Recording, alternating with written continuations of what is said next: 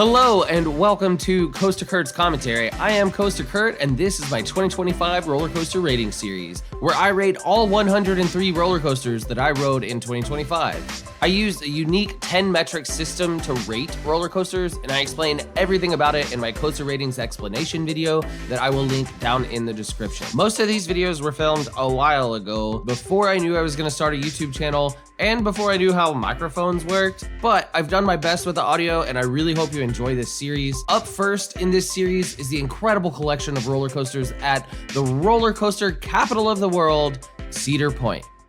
Raptor is a really cool B&M Invert. I liked it. It was great.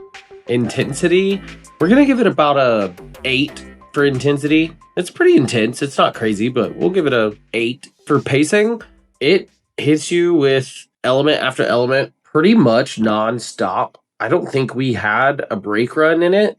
Some people say like the back half is boring, but I didn't feel that. So I'm going to give it like a 9. I'm going to give it a 9 for pacing. Operations, the day that I rode it, when I actually got to ride it, the line looks like it was moving pretty fast. They were getting dispatches out pretty quickly.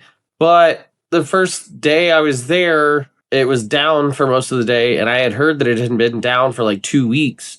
And then I randomly saw it open, so I was like, oh, I better go get on it now. We're going to give it maybe a 6 for operations, just because it had a lot of downtime. Smoothness. It's pretty smooth for a B&M Invert. I'm going to give it maybe an 8. It does jerk you around quite a bit, just jumping from element to element like that. So yeah, an 8 sounds about right. Layout, I think I'm going to give it probably an 8 as well. That sounds about right. It doesn't have any super crazy elements, you know. You got your 0G rolls and your Cobra rolls and a couple of corkscrews in there. For that type of invert, an 8 sounds good. Sense of speed. This thing does go 57 miles an hour, which is pretty quick for a B&M invert. It's a little bit faster than some other versions of this ride that I've ridden. Sense of speed, though, with those, you don't really get that much of a sense of speed because you're really held in with those over-the-shoulder restraints. I think it probably gets an 8, though. Yeah, restraints. We've talked about these restraints before.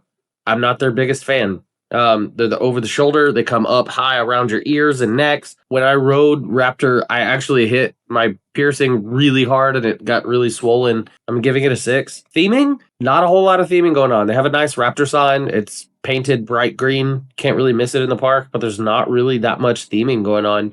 I think I'm going to give it like a 4 for theming. Airtime.